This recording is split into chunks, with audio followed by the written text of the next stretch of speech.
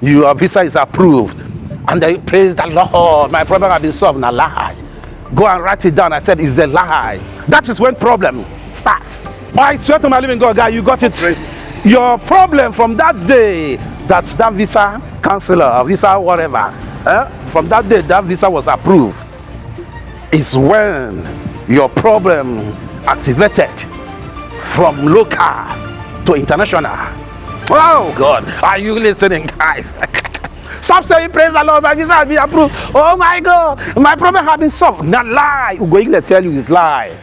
I have a question that's been bothering me, and I know we are going out to check property. So before we get there, so I just want to ask this question: Is it that if anybody leave this country, Nigeria to Europe, your problem is solved?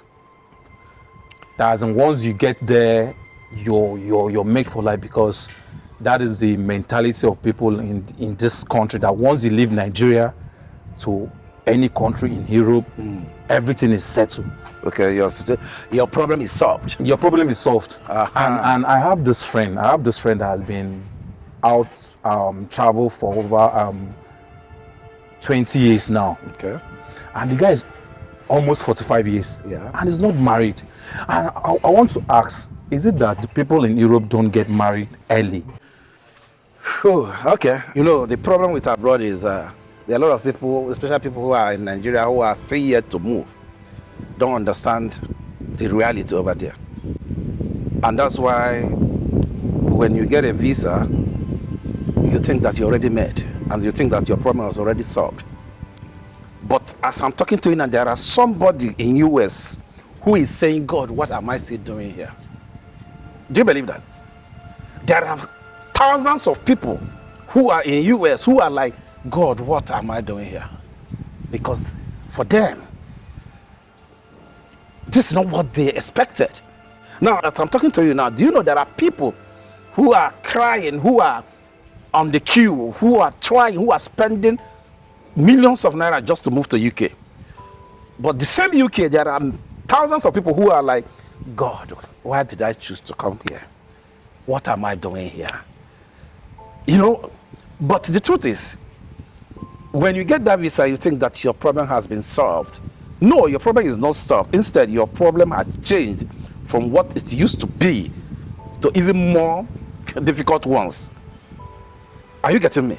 You know, here, when you are in Nigeria, you know, you're like, oh my God, I don't have money to feed. I don't have money to, you know, I need a car. My friend is driving car, but I don't have money to drive a car. I need to rent a house. You know, I don't have money to rent a house, or I don't have money to wear clothes. You know, I just want to be a big boy.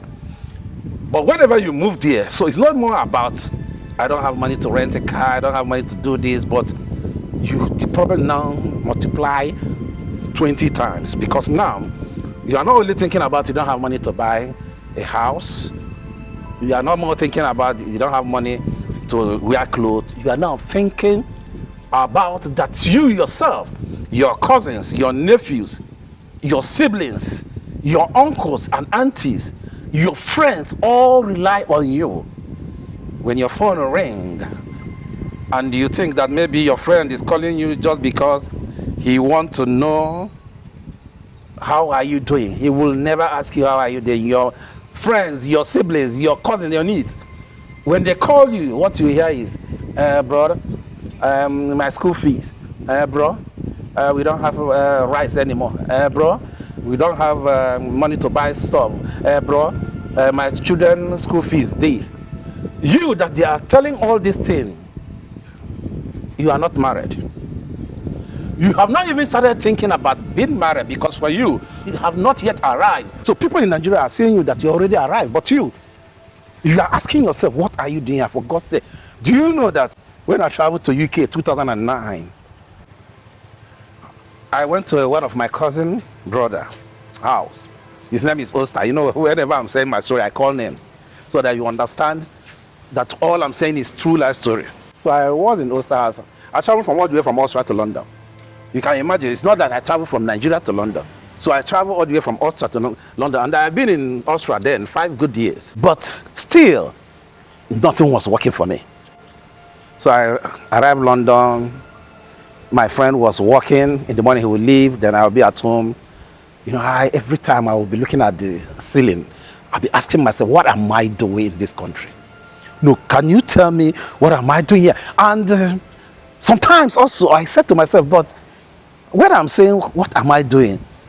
There are people who are taking the risk of their life to cross the high sea to move to abroad. But me, that I'm United Kingdom precisely, is saying, what am I doing here? So after like 2 weeks, I called one of my friends in Birmingham, and he said I should come to Birmingham. So I left London, I went to Birmingham. Still, when I went to Birmingham, brothers and sisters, it was still terrible. I was like, what am I still doing here? I have a friend his name is Mazifai Nwosu. Mazifai Nwosu, I remember when he came to Austria, he was like, what is going on here? No, I can't stay here. We were trying to ask him to stay, that everything will be fine. He said no, he will not stay here. Mazifai Nwosu packed his bag. He left. When he was leaving, all of us was like, this is your worst mistake. You know, somebody said it on my YouTube video that, you know, me refusing to denounce Nigerian citizenship to pick Austrian passport, that is the worst mistake of my life, that I must. He said it, that I will surely regret it. So when we were about to leave Austria, we were like, why, bro, why? Why would you do that? So, brother, before you know it, he packed his things, blah, blah, blah. He's leaving. We said, bro, you will surely regret this thing. No, you will regret this thing, bro. That's what everybody was telling him. Ifeanyi eventually came to Nigeria, ventured into business. Before you know it, today, Ifeanyi that I'm telling you guys, he travel anywhere he wants. Well, not only that, he achieved more than all of us that said he will regret it. So what I'm trying to say is that you moving to abroad does not solve your issue. Instead, it changed the issue. You understand what I'm saying? It did not solve the problem that we are having. Instead, it changed your problem from being you alone to now being all your family members. And not only that, do you know there are people, there are thousands of people living abroad, 50 to 55 years above, that are not yet married. Do you know there are still in abroad, there are 60 years old people, thousands of them. When I say, I'm not talking about 1, 2, thousands of them that are living in abroad that are not yet married. And it's not their fault. Do you know there are millions, now I will put in millions, there are millions of Nigerians who want to come back. They have documents, bro. They have documents. They still want to come back, but they don't have ticket money, flight ticket to visit Nigeria. And there are people who, because they have stayed longer than 10 good years, and also there are people who stay longer than 15 years. Now, they think, no, me coming back to Nigeria, no, why? I don't have car, I don't have house, I don't have wife, I don't have anything, so how will I come back to Nigeria? What would people say? Because of that, that person will still stay in abroad. And before you know it, is another story. I have so many friends that I know that live abroad that they left since 2001 till today. They have not come back to Nigeria. It's not like they don't want to come back. They want to come back, of course, but brother, the situation is very, very bad, very, very critical. And those people also, when they got their visa, everybody, believe me, 90% of them were happy. 90% of them did Thanksgiving. 19% of them did prayer and fasting to get that visa. But without knowing that, the truth is, as I was saying, there are people who are crying to get this visa. There are people who cried, got it, moved abroad, and regret it. Regretting it means that, what I mean when I say regret means they are still there thinking like, God, what am I doing here? God, why did I find myself here? You know what I mean? That person is eating 3 square meal.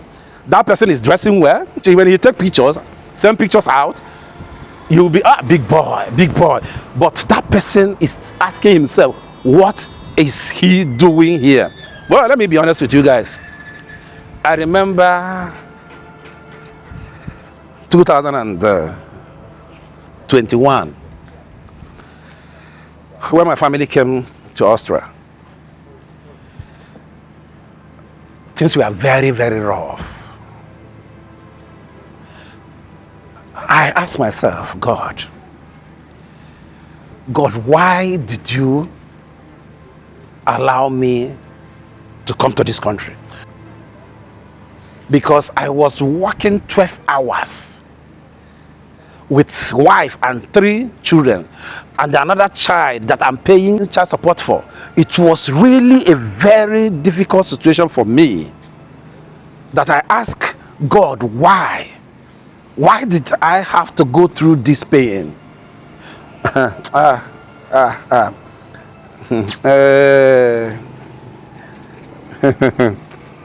You know, one thing that people don't understand is when you got your visa, it's all about happiness. It's all about memories. It's like you have won 10 billion naira or $10 billion. But the truth is, it's not always like that. In abroad favor those they will favor. It favor people that they will favor. That's why I said your situation is not solved because you got a visa. Your situation is never solved. Instead, your situation has changed from what it used to be to even bigger one. And that's why you know, you will not understand it until you go. You will not understand it until you go. And all I'm praying is for everybody here who want to travel will travel. But all I'm saying is you have to drop that expectation that the moment you move back to abroad, that your problem have been solved. No, no, no, no, no, no. Then it's the beginning of your problem.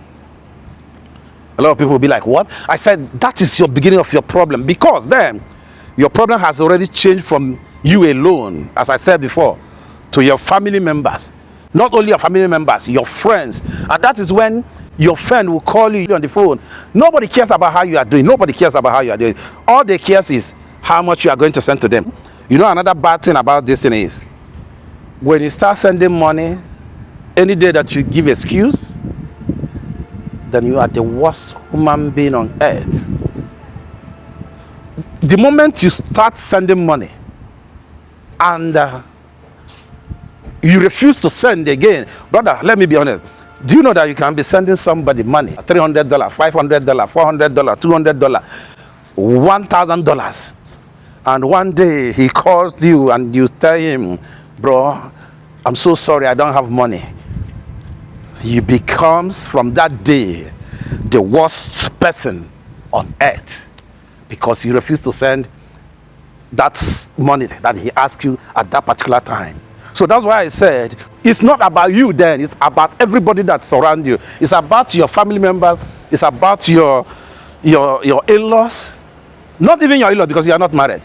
Your brother's in-laws, your sister's in-laws, whatever. Everybody now depends on you. So what I'm trying to say is when you have visa, your problem is not solved. Instead, your problem is changed from what it used to be to even bigger one. So that is it. So my dear, abroad is not easy. If any of your friend or your brother or your sister send you money, please, no matter how much it is, do you know that I have sent somebody 50 euros and that person said, can you imagine, you send 50 euros now, because I sent 50 euros and he got about 60,000 there, and he was like, now when he had 50 euros, he send them now 50 euros, I'm fine now, send money now, which 50 euros now money, brother. That guy, since that day today, I have never picked that guy's call. And you know why I did not pick this guy call anymore? Because I remember 2018, 2018, you go England, I have family, I have children. The last car that I have in my house before I left was 300,000 naira. I wanted to travel. I have to call 1 or 2, 3 people to get some, like this 60,000 that he's saying. Somebody gave me 40,000. I appreciate it. You can imagine 2018. I'm still married. I have lived abroad for how many years? Somebody gave me 40,000 naira. I appreciate it like mad because I know what it means for me that time. Now, and I give somebody 60,000. You did not do anything for me. I just give you 60,000 naira.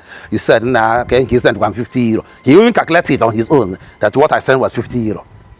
That's why I said your problem is no more your own problem. It's now the problem of your nephews. In short, everybody depends on you. Even your community people depends on you. So if that is the case, then how will you say that the moment you get your visa that your problem is solved? You don't say it. It's only people that don't understand the game that will say, brother, I've gotten my visa, my problem has solved. God, thank you. My problem is solved. For where? Your problem is not solved, guys.